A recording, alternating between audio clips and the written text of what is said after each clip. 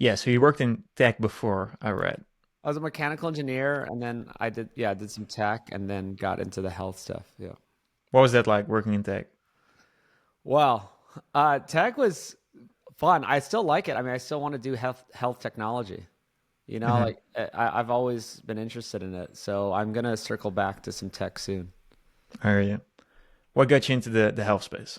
She didn't study that, right? Oh yeah. Well, yeah. So mechanical engineering. I never thought I'd be into the health stuff. I was 30, so about 10 years ago, turning into the average American, got the dad bod, just a little overweight, having little problems, chronic conditions, and I actually lost both my parents. So they had these chronic diseases that everyone gets, cancer, Alzheimer's, and people don't understand that there's a big metabolic component to those, right? It's not just your genes, it's what your diet and lifestyle is. And so that woke me up, I didn't want that to happen to me. And I went on this journey for 10 years, 11 years, and 7 years full time now. So I just learned a lot, interviewed 300 doctors and scientists in the last 7 years, and just, yeah, learned so much about health and just trying to get a really accurate point of view of it. And because a lot of people get into the health world and different diets, and they just kind of do what works for them, or they find one thing, like the vegans. So like someone will go from a standard American diet to vegan, and then of course they feel better because they're eating real foods and they're cutting out a bunch of trash. And then they're just evangelical vegan, going, everyone's got to do it. Or even carnivores. I mean, my good friend Sean Baker, I've known Sean Baker for over 7 years, and you just had him on, but I, friends with him, but I don't think carnivore is the way. But Right. it's kind of like it's the same thing happened to him, right? He just started eating all meat and was like, this is the way. And I'm like, yeah, it's a way, or it's something you can do for a year maybe, but like why can't you have some pickles with your meat? Right? There's Hmm. like perfectly harmless avocado. I don't know, just like simple things, like maybe an apple for dessert. Like why do you have to be 100% anything? So yeah, I learned a lot along the way, and yeah, just making a series about all this. Yeah, I hear you. Like, what did it lead to? Like the 11 years of discovery? Like, what's your view on nutrition now? Like the complete diet? Oh yeah. I mean, that's my main goal, is to find the holistic, complete view that isn't wrong, right? That's like I zoom out every couple of years, I get more. I think it gets more and more accurate too, right? Because if you're not just set in your way of thinking, you can be more accurate. And like carnivores can be wrong. It's like, well, they claim that all plants are bad, but then why do people get healthier eating them? And the same thing with vegans. They claim meat is bad, but why do people get healthier eating only meat? So they're both wrong, right? So if you zoom out, you find out that it's somewhere in the middle. But I'm also not like, these balanced diet people are also terrible, I think, right? That's how you end up in the mainstream. Everyone's just like, oh, everything in moderation, and we just need a balanced diet. And that's not at all where I'm at. So the answer is, I call it the Sapien framework. So Sapien to me is just our roots as humans, right? We have a way of eating and a way of living that our body expects. And this is really scientifically proven. I interviewed Dr. Michael Rose, a famous researcher, spent like 40 years studying evolutionary biology and aging and all this stuff. Did a lot of famous research on fruit flies, and it's just so simple. With every species, they do best on the diet in which they evolved. What they ate for the most part of their history is what they should be eating, and it's not debated with other animals. Yet for humans, it's very debated, right? So what humans have eaten forever is what a framework, which is what we should choose from, which is animal foods, meat, eggs, fish, dairy, even raw dairy, quality raw dairy. I believe in, not pasteurizing it so you can keep all the enzymes. And so, our foundation has always been animal foods of all kinds, whatever we could find, and then whole foods from nature, right? Whatever's in season, picking berries, finding honey, even tubers. I mean, I went to Africa. I spent time with these hunter gatherers. They're still doing the same thing, and they're still super healthy, way healthier than their counterparts. I was in the cities in Tanzania, in Arusha was a city we flew into, and everyone's a mess there. They're turning into the Americans and the other, English speaking populations that are fat and sick. And then as you get more and more out into the countryside, they are more and more healthy and they're eating more and more meat and just whole foods. So the simplest way to look at this diet stuff is eating a foundation of your nutrients and your protein from animal sources, meat, eggs, fish, raw dairy, stuff like that, and then filling that in with other whole foods that would be, pickles, for example. You can eat these simple things, whatever's in season, if you can do that, and you're gonna be way healthier. Like anyone who goes on this type of diet will agree, and that's kind of what I found is all the different diets out there are just different versions of this, right? Except for the extremes like vegan and carnivore. They're at least they're doing whole foods, right? Both of those are based on whole foods. So really, any good diet is something that does what I said. You try some of these like fad diets, like I don't know, like the carnivore, for example. I have tried a lot of diets, kind of. I did the food pyramid diet, actually. That's how I got sick in the first place. When I was 30, I was doing the food pyramid. I was following it. I remember I was cooking like whole, what's it called? Whole wheat breads and whole wheat, brown rice and lean chicken breast and using like the vegetable oil, doing everything like you're supposed to, avoiding red meat, right? Avoiding fat, saturated fat.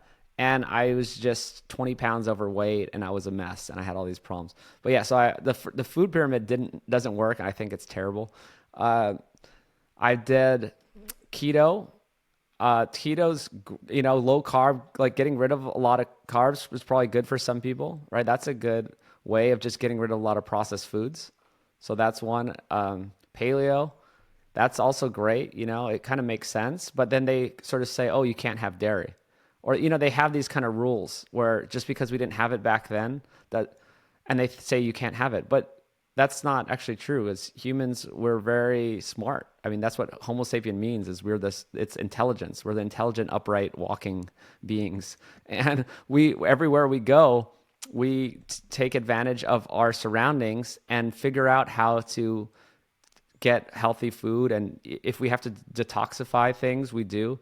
Like we didn't just eat kale and spinach every day, right? Like that's actually what I did. I got a lot of oxalate problems from eating kale and spinach every day in like a smoothie with almond milk. We didn't do that. We actually were smart. Like we detoxified. There's even potatoes. They would bury potatoes and they would get rid of some of the anti-nutrients, or ferment, right? Or sprout things. There's all these different ways of detoxifying foods to make them healthier and safer.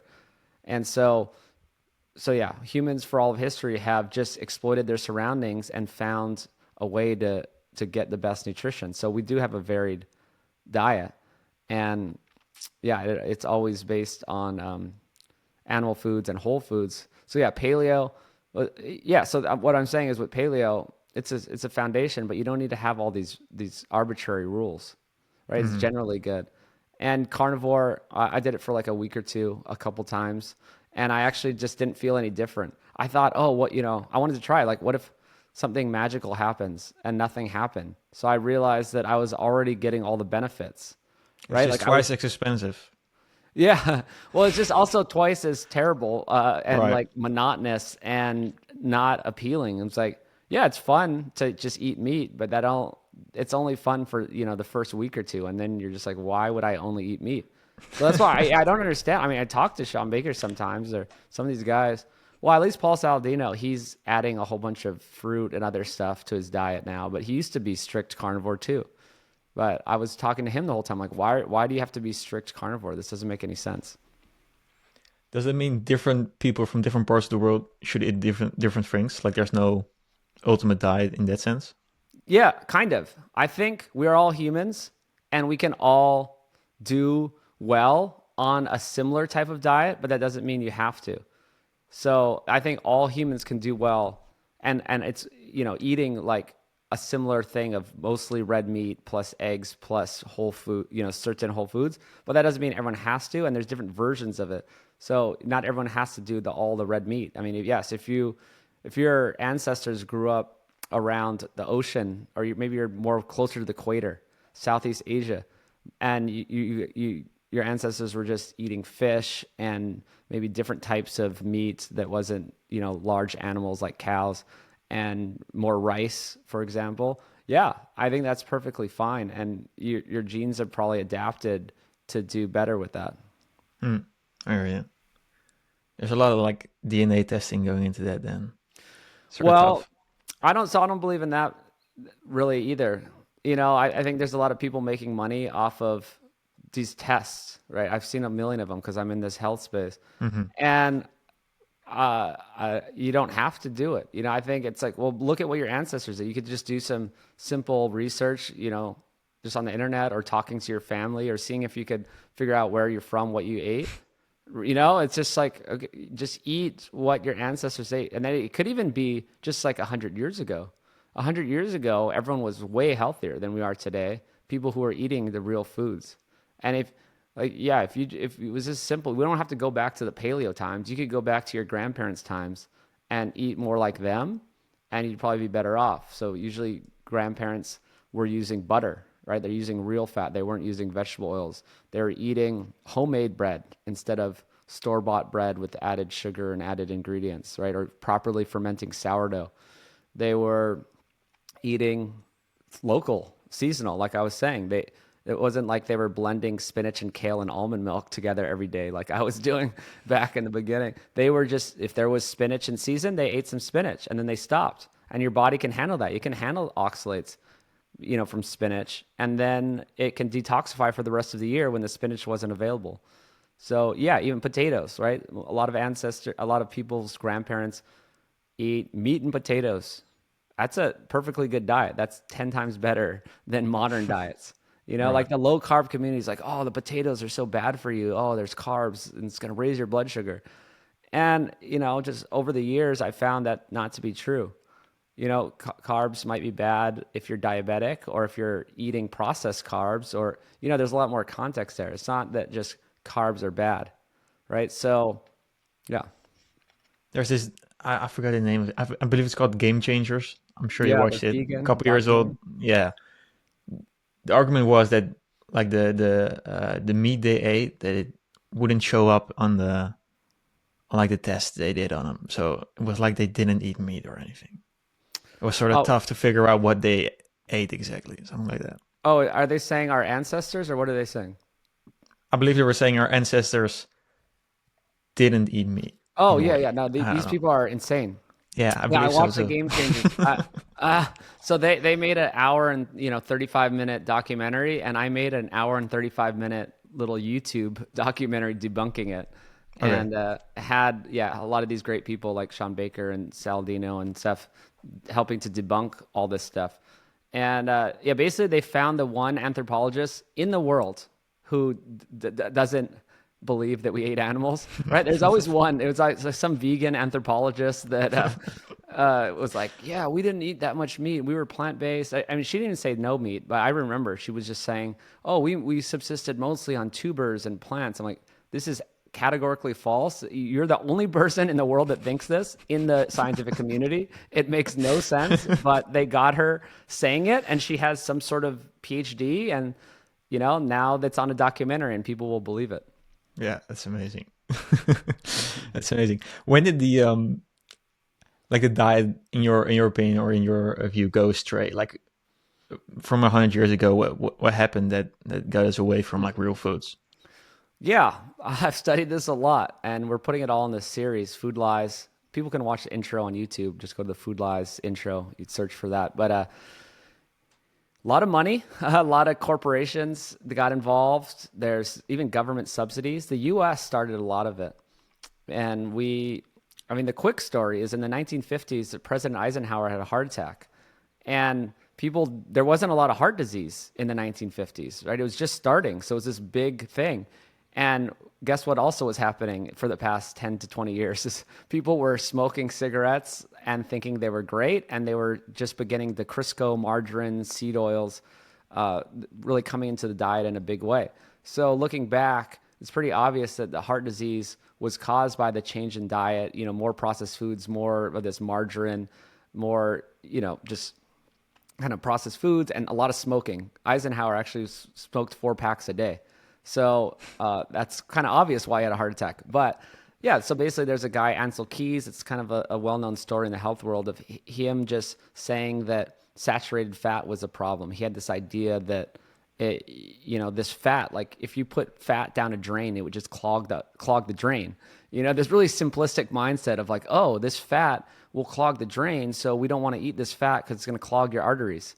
And they did some bad science. He made some correlations. This famous 7-country study, he just said, oh, look at these 7 countries. The more saturated fat they ate, the more heart disease they had. But he actually left out another 21 study, 14, 15 countries that didn't fit. There's actually 22 countries that he looked at, and they didn't fit this little line that he had of his idea that the more you ate, the more heart disease you had. So it just turned out to not be true. It was an idea at the time. I guess you could say they didn't have all the science back then, right? They didn't have like lab equipment to, really study this type of stuff, or huge studies that could prove this. So it kind of just went that direction where they just kind of went with this idea that are like, oh, okay, maybe it's saturated fat. And then that opened up the door for the low fat movement. So for decades, they were putting out guidelines in the US, which spread around the world, that said fat is bad, saturated fat is bad, cholesterol is bad. And so they have to just start having more grains, sugar, all these other things could creep into the diet, because if fat was bad, then all the, bread and pasta and some sugar was fine, right? So it kind of just shifted these whole industries, right? They turned into billion-dollar industries now of people making processed foods that generally were lower in fat and low. The red meat was considered bad, right? So, and also there's a whole component of money and profits to this, is that the expensive thing is meat. Like fresh meat is expensive. Fresh vegetables and produce and fruit is expensive, right? So there's no profit margin on these foods. So if you take processed foods in general, like processed oils, processed sugar, or processed grains, it's super cheap. It fits the guidelines of, being low in fat or low in saturated fat. And then they start making tons of money, right? It's really obvious what happened. They're making billions and billions of dollars, and they still are. These cereal companies, cereal is the hugest market, right? It's $1 billion industry around the world. It's 5 cents a cereal. I always say, I think the box costs more than the cereal, right? You could have like the box costs 7 cents, the cereal costs like 5 cents. They sell it for $5. Now they're making huge profit margins, and they're getting people to eat it every single day. It's super easy. Oh, give it to your kids. Have like a fun cartoon character on the front. Do tons of commercials every day on TV. And now people think it's healthy, right? Even Cheerios, it has a heart healthy little symbol on it, right? They paid off I think it's American Heart Association to put this little symbol of, oh, this stuff is great. It's heart healthy. It's low cholesterol. Big scam, really. When you look back, they took the healthiest foods we've always eaten, animal foods, saturated fat, stuff like that, foods that had cholesterol. We've always eaten foods with cholesterol. We found an egg, we ate the egg. Seafood, a lot of seafood has a lot of cholesterol. This is what humans thrived on. This is why we became human. This is why we got our big brains. There's actually a lot of science showing that these foods and these nutrients from animal foods and seafood built our brains and built our bodies differently and made us become human and allowed us to have bigger brains and a shorter digestive system, because we could get the high quality animal nutrition. So it's really insane that they kind of tricked the world. I feel like it's a psyop. People know that term, right? It's like a psyop that it's still going, that they're saying that the natural foods we've always eaten are bad, and they're, processed foods with marketing claims on the box are good. Mm-hmm. So the main idea, the main methodology is don't eat processed food. Yeah, it sounds so simple, and I don't know. We have to make a whole series to define processed food to me, though. So yeah, that's a good question, because people say, "Oh, well, sausage, that's a processed food," right? I'm like, yeah, it's a traditionally processed food. So really, yeah, people have to learn the difference between traditional processing and modern processing, right? So traditionally processed foods would be sauerkraut, right? So you just let the cabbage ferment. Sausage, which is grinding something up, putting it in a case, and maybe adding some salt or celery salt, and it can preserve. What else? Yes, doing bread. I mean, I guess bread's on the edge because there is traditionally processed bread, but it's also sort of like a modern processing. So modern processing is usually making things worse for you, or taking the nutrition out, or making it more refined, or basically getting rid of protein and nutrients, right? So the Dorito is kind of the ultimate processed food, right? It's an example of the ultimate processed food, right? A Dorito is you taking a bunch of corn meal, like waste product almost, just like a bunch of cornmeal, smashing it up and frying it in oil, like seed oil, like soybean oil, the cheapest oil possible, and then adding fake flavors to it. So that's an example of modern processing. So it has no nutrition. A chip like that has no protein or nutrients in it, right? It's just pure fat and processed carbs. Zero nutrition, zero protein, I mean, I'm sure there's like 5 grams of protein or something, but it's pretty meaningless. So traditional processing actually makes it more nutritious. So a cabbage turning into sauerkraut, you actually can benefit from that more. It's just a simple process of adding salt and waiting for it, and the microbes will kind of digest it a bit and make it soft and delicious, I think. And you just get more probiotics, really, and maybe get rid of some of the anti-nutrients. There's always a little bit of anti-nutrients in plants that plants are trying to protect themselves, and they have just certain compounds that humans aren't necessarily going to benefit from, or could even harm us. A lot of people have issues, autoimmune issues or gut issues from plant foods. I'm sure Sean Baker has talked about it. A lot of carnivores talk about this stuff, of all the problems with the anti-nutrients. So traditional processing gets rid of some of those anti-nutrients, right? It lessens them. Like if you pressure cook beans, it actually gets the phytates, lower lectins and lower phytates, stuff like that. This is, I mean, maybe a little too nuanced for some people, but there are some downsides to plant foods, and humans have always cooked them correctly. And so basically what I'm saying is the traditional processing methods make things more nutritious, make the nutrients more bioavailable. Or doing sausage, that doesn't make the sausage bad. Just grinding up meat and putting it in a collagen casing and putting a little celery salt in it and flavoring, that doesn't make it worse. It's the same, right? So I don't have a problem. I eat sausage all the time. I get good quality beef sausage, grass-fed beef sausage, or you can get some good pasture-raised pork sausage. That's fine, right? So does that kind of make sense? It's like if you're just changing the food to make it last longer in a traditional way, like sausage or sauerkraut, totally fine. If you're taking out any good nutrients or not including any protein or vitamins and minerals and just jamming in sugar or flour or vegetable oil, which is what most processed foods are, that's bad, right? That makes it terrible. I'm in a bad place right now, nutrition wise. Like 2 weeks ago, I interviewed a guy who did the nutrition for like 2/3 of the UFC. I'm like, okay, that's interesting. Like, I'll learn more about nutrition.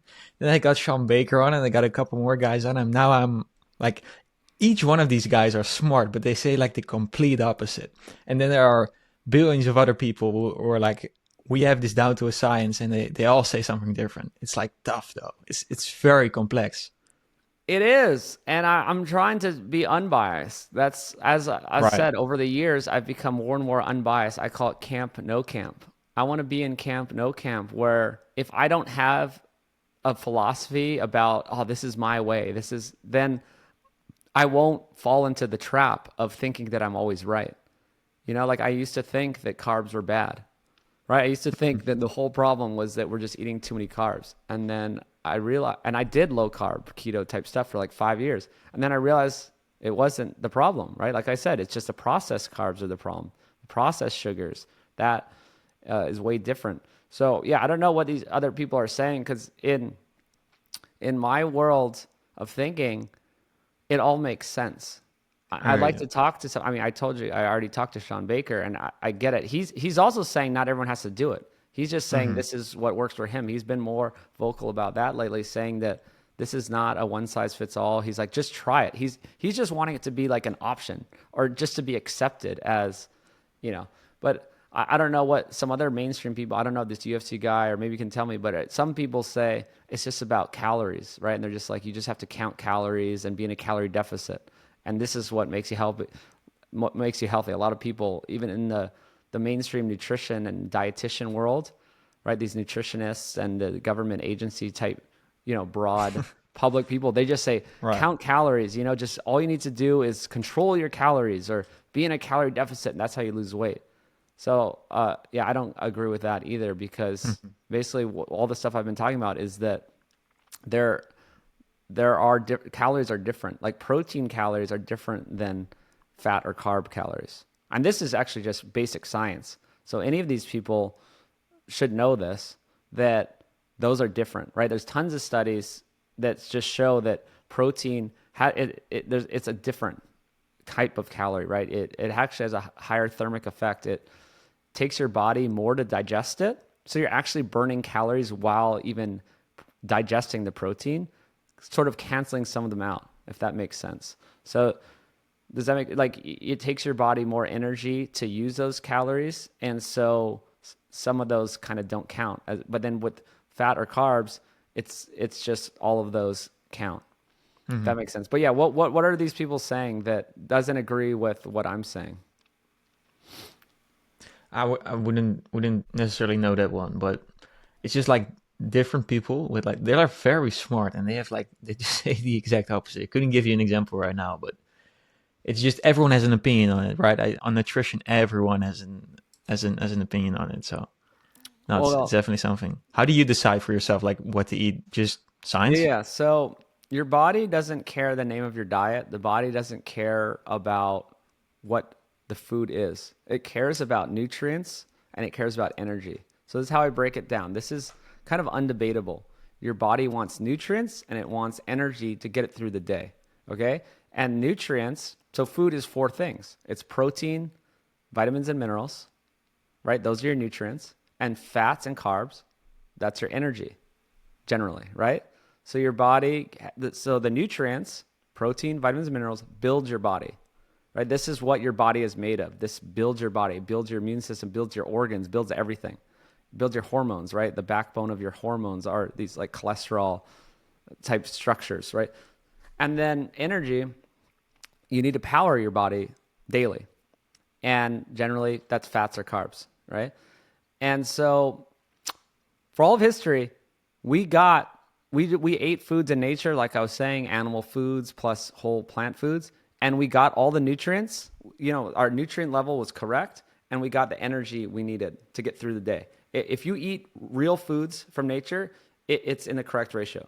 What happened with processing foods is it tips it in the opposite direction. So if people are watching me and my hands just went opposite, right? So now the nutrients are low so that you're not getting as much protein, not as much nutrients, and you're getting too much energy, right? So processed food like bread has low protein, low vitamins, and low minerals, but it has a lot of energy, mainly from carbs, right? Or using vegetable oil has zero protein or nutrients, but it's all energy, right? So any foods that are in a box or a package in the grocery store are basically low nutrients, high energy.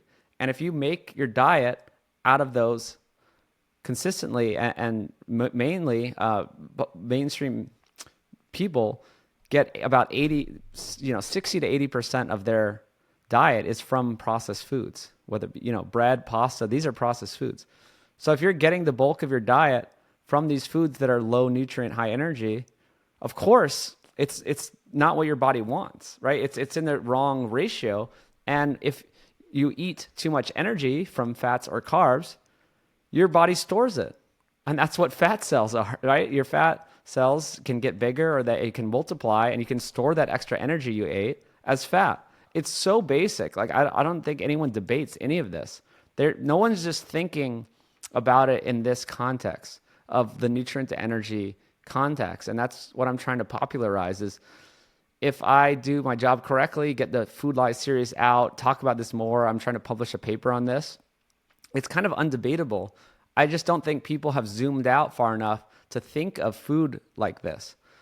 Okay, because then, so once you get this nutrient to energy concept, then you can know what to eat and you can build your meals for the day. So you ask me, how do I eat? What do I think is healthy? Well, I build my meals for the day or for the month, over a month's time, right? I think on a longer term, right? It's not like you get fat in one day. You don't get fat from one meal. You become overweight or get chronic conditions by daily over the course of months and years eating the wrong foods. And so if you look at a meal, like bodybuilders kind of do this, right? Bodybuilders are interested in protein, right? They're always about, I'm 180 pounds. I want to get 180 grams of protein per day. And then they kind of, go, they count their macros and calories and they try to get less carbs or less fat or, you know what I mean? Balance. So that actually is kind of on this nutrient to energy thing, what I'm saying, right? So if you get higher protein and then lower fats and carbs, you're doing it correctly, right? Does that make sense? So I look at meals. I used to eat here. This maybe is a better example. I grew up in Hawaii. Okay, we have a lot of Asian influence. A lot of meals would be like 3 scoops of rice. It's called plate lunches. You get a box, a styrofoam box of food, right? It's like 3 scoops of rice as a bed. They have like a bit of chicken, and then they'll have some macaroni salad, right? Which is like mayonnaise and macaroni noodles. And then they'd have, what was the third? It's basically you're just getting rice and macaroni salad and a little bit of meat. Okay, now if I were to get a meal, like if you're taking this nutrient to energy concept or even just protein to energy concept, I would get 1 scoop of rice. Okay, then I would get double meat. So I'd be like, give me double chicken. And then instead of the macaroni salad, I would get kimchi, for example, right? They have kimchi in Hawaii, fermented, delicious. So now I have double chicken, 1 scoop of rice, and some kimchi. That has a great nutrient to energy ratio, right? I'm getting a lot of protein and nutrients from the chicken and the kimchi, and I'm getting some energy, right, from the carbs from the rice. And that works, and it's great. Mm-hmm. And I eat like this now, and my body composition has completely changed. So I went from kind of puffy and just like overweight, just looking like a standard dad bod, to being 41 and having abs and just being more defined. Like my body composition reflects what I eat, right? Bodybuilders know this. If you're eating more protein and less energy from fats or carbs, I always say this, the energy makes sense because it's hard because some people think energy, they're like, oh, I want to have energy. I'm not talking about like caffeine energy. I'm talking about fats or carbs. So if you eat a higher protein and lower energy, your body gets higher protein, which is muscles, and lower energy, which is fat stores, right? It's very, very simple. So the thing I'd say, the one step beyond that is to focus more on nutrients instead of just protein. Sometimes bodybuilders miss out on all the other vitamins and minerals because they're just taking protein shakes, eating chicken breasts, right? Just really focusing on protein, and they're not focused on like quality and like nutrients, right? So that's where stuff like oysters come in. Tons of nutrients in oysters, or liver. People starting to realize that organ meats are good. My grandpa used to eat organ meats, liver once a week. Tons of nutrients, Mm-hmm. right? So if you eat like a bodybuilder, but then also consider nutrients, right? Like let's not just eat lean chicken breast and rice all day. Let's get some oysters, some liver, some just these more nutrient dense foods. Then that's kind of my philosophy and like an easy way to think about nutrition, right? So my diet, it doesn't really have a name. I call it Sapien, but Okay. it really, right? It's a broad framework. So you asked about different areas of the world. Sapien framework, Sapien diet works anywhere in the world. If you're in Southeast Asia and you have fish, you can eat like what I said, some rice, some fresh fruits and vegetables that are around you, a bunch of fish. That's perfectly good if you're eating enough of the animal protein and nutrients. And yeah, if you're in another part of the world, eat what's around you, but switch the ratio of how you're eating, right? Don't eat all of those empty calories, empty carbs or fats. That's kind of where people get into trouble. Yeah, I hear you. I read your article on how meat and milk affect height and health. That's an Mm. interesting one. I'm from the Netherlands. I believe we have the tallest people in the world. Explain that to the audience, like the Yeah. highlights of it. Oh, I love that. Yeah. So I think about there's this famous study that it looked at a couple hundred populations and the relationship between height and health and their diet. And what it found was it was kind of a heat map. If you can picture the world's map, and as you get closer to the equator, people are shorter, and as you get more north, people are taller. So yes, in the Netherlands, they have the tallest people in the world. Southeast Asia has the shortest people in the world, and that's also directly correlated to how much animal protein they eat. So people can look up this study.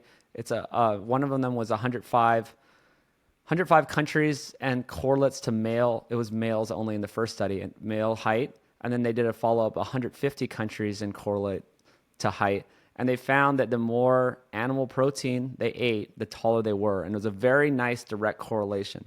Not that, correlation is causation, but if you're using all the rest of the scientific nutrition knowledge and studies, then it all aligns, right? Like I'm not just using this one study to say that if you eat more meat, you're taller. And I'm also not saying if someone just eats more meat in their lifetime, they just can become taller. We're talking about this is a generational thing.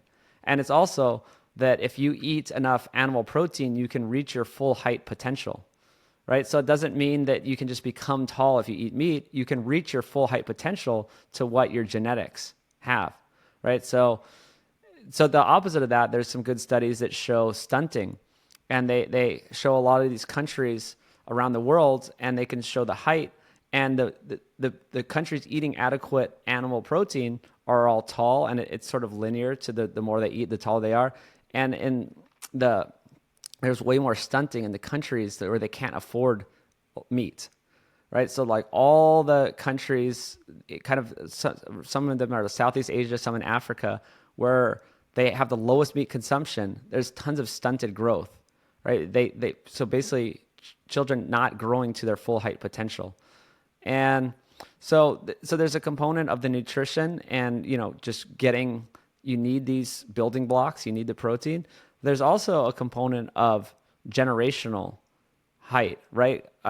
In the article, I talk about, well, why are certain cultures taller than others, right? On average, like in the Netherlands, I think the average of 6'2" in some of these countries. And some of these countries, their average height is like 5'3" for males. So why does that happen, right? Because people just say, oh, it's genetic. Yeah, I'm like, okay, I know, but where did those genetics come from? We all are Homo sapiens. Like way in the past, we all were the same height. We were kind of the same general looking race, right? If we're talking about evolutionary history, Homo sapiens are 300,000 years old. And what was interesting to me that I brought up in the article too is that 70,000 years ago, there was a thing called the Toba constriction event. And there was a impact that wiped out a lot of people on Earth. You could just look this up on Wikipedia. This is just something I didn't know about, but it's sort of common knowledge in the literature that we were wiped out to only a few thousand people. Okay? 70,000 years ago. This is not that long ago. In 300,000 years for Homo sapiens, but 70,000 years ago, there were not that many people around. So we were not that diverse 70,000 years ago. We were all kind of the same looking people, the same average height, the same average skin color probably. And then within that time, people went all over. Went to Southeast Asia, towards the equator. They went up to the north, and they ate different things for hundreds and hundreds of generations. And so that diet and that lifestyle dictated their genetics, right? So why are the Scandinavian people taller? Why are they more fair-skinned? Well, it's because there's not as much sun up there. So they had to, like, their skin gradually lost the melanin so that they could get more of the vitamin D, right? So people up north have fair skin, and they're taller due to their diet and environment, right? They're eating a lot more animal foods up there because they're available year round. People in the equator, there's way more fruits and vegetables around, or rice. So they're just getting more of the rice is it's kind of like empty calories, really. They're not getting as many nutrients. And so for hundreds and hundreds of generations, if you're just getting lower meat intake and higher just rice intake, apparently you just get shorter as a population. And there might be some other things to it. Some people are like, oh, well, there's this and that, or there's exceptions to the rule. I'm like, yes, I'm sure there's more to it, but generally this is what I've found, and it's very interesting. And the studies kind of show this. I missed the boat. I'm 5'11". That's pretty It's very good though. sad. Yeah, but That's it's not pretty good. 6'2". It's sad. Mhm. You want to tell me what you guys do at Sapien, the community? Yeah, yeah. So as you can tell, I'm obsessed with all this stuff. But I just really Yeah, think about cool. this health stuff, longevity, diet and lifestyle. And we have a community here in Austin that's based around that. So we're trying to make it a worldwide thing. So we want to include the rest of the world, and yeah, soon enough we'll have that. We have a landing page, sapien.org. You can just throw in your email and we'll let you know when we have anything or give out free resources when it's time. But the Sapien Center in Austin, it's just a great place. We have co-working, we have sauna, cold plunge, we have a barbecue area, we have an outdoor gym. It's just the best place to hang out and meet people. Really, it's about community building. This is another thing with the Sapien framework. It's not just about the diet. It's about how humans live optimally, right? It's like becoming peak human. The name of my podcast is Peak Human. It's like, how do we become peak human? How are we going to thrive and not just survive? And it's eating correctly. It's movement, right? There's exercise and weightlifting and strength training component. There's some sort of I think like a nature, like outdoors component of getting vitamin D, getting outside. Sleep, I think sleep's very important. I get 8 hours of sleep every night. It's something that I'll do no matter what, or even take a nap if I don't get enough sleep. I'm very very interested in getting enough sleep. And then the last component, I kind of make a bucket of community or sense of purpose, friendships, relationships, all this type of thing. And it's very important for humans, right? For all of history, we were in tribes and we had a support structure and we had great relationships with people around us. And nowadays, I think we don't have that as much. And people substitute that for social media relationships, so they think that they have a community. They're like, oh, well, I have tons of friends and I talk to them or I play video games with them online and this and that. But that's not a real relationship. So we're trying to get more real relationships in person, and hopefully that will spread around the world. And people do this without us. You know what I mean? We're just encouraging people to realize that this is a big part of being human and thriving, is having real quality in-person relationships with people that hopefully like-minded people that want to be on this journey with you and getting healthier and eating real foods. I actually left LA. So Los Angeles, just like a big city, a lot of people, it just wasn't the right vibe for me. I was finding that the people around me weren't interested in the same things as me. They wanted to just go out to eat, go out to drink, do the normal stuff. And so I moved to Austin, and now there's a lot more people that are interested in making food from scratch, like eating meat and whole foods, going to the farmer's market, not really drinking, doing all these kind of things. So yeah, I think this is just a big thing in the future that is going to be a huge part of human thriving, and if people who get together around these missions. And it doesn't just have to be Sapien, just getting together in person, doing the healthy behaviors, helping each other stay in line, are going to be so different than the people who just go along with the mainstream society and just become the average person. Like the average person is now fat and sick and depressed, and right, I feel like 80% of the population is just going to continue down this path, and then hopefully there's 20%, maybe it's only like 5% really, that are going to really take control of things and thrive. Yeah. Yeah, now I can imagine Austin being a great community for this. LA is like, there's no real food in LA. They don't grow their own food. No, and It's sort it's of just a terrible. concrete jungle. And yeah, Yeah, even literally. the culture is just, oh, let's try this new restaurant, or like, it's just like people flashing money around and just kind of surface level stuff. Yeah, I didn't really care for it. Yeah, you receive a lot of pushback on like your view on nutrition because people get passionate about this and I They don't know. do. No, not too bad. I don't know. I mean, the big mainstream people don't like it because they're just trying to push the processed foods and the seed oils are healthy. And definitely those people aren't a fan, but I mean, they don't really pay attention to me yet. Maybe when Food Lies comes out. But no, there's guys like Lane Norton. People may have heard of him, popular like nutrition PhD guy. But I'm friends with him. So like he pushes back. We had a little like fighting back and forth online, but he's actually in Food Lies series now. And I think he kind of agrees with a lot of what I'm talking about because he did agree when we were filming with him.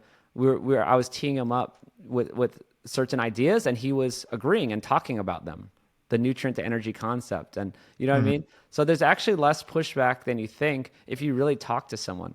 Like I bet if I talk to these people that you're mentioning or people that have different opinions, if we actually talked and sat down, we'd actually agree on most things. It's just people, I don't know, it gets lost in the social media world or in just people like wanting to be right or being part of their little camp. Yeah, for sure. Can you tell me what goes into like creating a series like Food Lies? Because that's a lot of work. Oh, way too much work. 7 years of work. We had to kind of redo the whole Wow. thing. We kind of threw away the first half. The film quality wasn't good enough. That the interviews weren't done as well as I wanted them, and we just had new ideas. So it's endless. It's like uh, trying to fit all the knowledge of hundreds of experts and all this stuff, and we're also going against a lot of the mainstream opinions, right? It's like if you go to your doctor, people are like, okay, well, my cardiologist says that saturated fat's bad and I should avoid red meat. And now I have to undo all this, right? So it's very hard to undo some person with a medical degree. But where do they get that medical degree, right? It's like all the institutions that are funded by all the processed food, all the pharmaceutical company, right? There's just all the money's in the wrong places. So of course these doctors are learning the wrong things. But it's an uphill battle to undo all of that and prove it with science, right? So there is actually good studies out there that show everything that I'm talking about. Just people haven't heard about them or hasn't been presented in a really good way.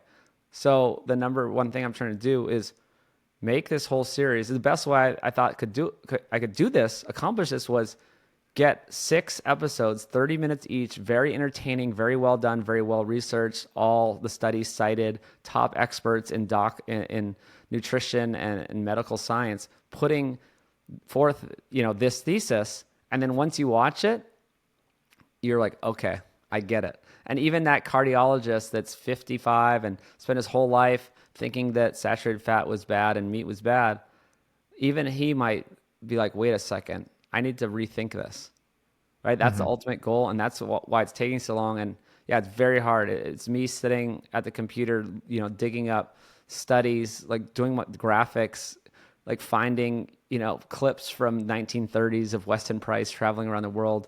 Just look, it's a grind. I'll tell you that. That's for sure. What's the plan for when you launch? Like, you want to shake off like the whole industry? Like, how are you going to approach that? Yeah, well, luckily there's a lot of people behind this movement. So if people know, I don't know if you have an international audience, but RFK Jr.'s in the news, right? He's part of Sure. the new campaign with Trump, and he's talking about make America healthy again. He's against seed oils. He's against the food dyes. He's against processed foods. He's pro red meat. He gets all this stuff, right? So there's guys like Joe Rogan. Joe Rogan follows me on Instagram. Like he knows about food lies. So there's a lot of people that are coming out of the woodwork, especially in the past few years, that are going to support this. So the idea is to, yeah, get it on a big platform like Netflix or Amazon Prime, have it be super high quality, and then get all these people to talk about it, tweet about it, right? Just get it out there, and I think it's going to be so good that it's gonna shake some things up. Like people are gonna wake up. Maybe I hope I don't get attacked in any way by these big industries or big figures in the world. But yeah, Yeah. Now you probably got a good window going with RFK right now. He's probably a good like voice for this. yeah, exactly. Yeah. The podcast, interesting people on the podcast. Tell me about the podcast. Yeah, Peak Human. I stopped doing it recently because there's just so much to do with the film Hmm. series, and I have 220 episodes, and I started about 6 years ago with all the people in the film. So it's kind of like getting all the information in a more long format before the series comes out. So yeah, I tell people to go back to episode one because there's amazing info, and you can kind of see the journey. You can even see that the beginning was more low carb, and you can see my journey, like realizing that carbs weren't the problem. It was just the processed foods are the problem. And yeah, just really good. Just a lot of PhDs and doctors and some regenerative ag people that, yeah, just listen to it. You think it's possible to get this like mainstream, or the I food think it industry is. is too like against this? No, I think it is. I think it's very possible. That's why we're spending so long and we're doing so much behind the scenes. I'm raising money, I'm connecting with celebrities, trying to get them involved. I'm doing everything possible to make this mainstream. So I definitely think it will be mainstream. It already is becoming a little bit mainstream just because RFK is talking about it. Right. What is like 50 years look like 50 years in the future look from now if like you get your way, like Oh, nutrition wow. wise? Yeah. Well, I'm still gonna be playing football and beach volleyball. I hope I'll be Nice. 91. I'll be 91, and I think I'll still be in great shape. Uh, Now, what I think I think there will be. I'll be hopeful. I'll go with the 80-20 rule. I think there'll be 20% of the population that's gonna be really fit and in shape and doing all this. Because I think right now there's only like 1% of the population doing it, and Hmm. 80% are just following the mainstream and just getting fatter and sicker. And then there's probably like 19% just doing the wrong thing, like trying to go plant-based, or like they're kind of intentional but they're not. So I want to take the 1% of people who are really thriving to 20%. And I think that's possible. You're never going to win over everyone, right? Like Sure. there's people are always just going to be, the easiest path is to go along with what everyone else is doing and just continue to eat processed foods. But hopefully we tip the scales from, like, right now, it's like the type 2 diabetes, the heart disease, the obesity, it is just skyrocketing upwards. So I guess my other thing to say is in 50 years, I think it'll start leveling off and going down, right? So I don't think everyone's going to be super fit and healthy, but I think it definitely will, this message will get out there and we'll turn that ship from going up into disaster to, like, leveling off and going down. I love it. Where can the people find you? Food Lies. Yeah, I'm on all the platforms. Food Lies. So just search X, Instagram, Facebook, or YouTube, and I'll be there.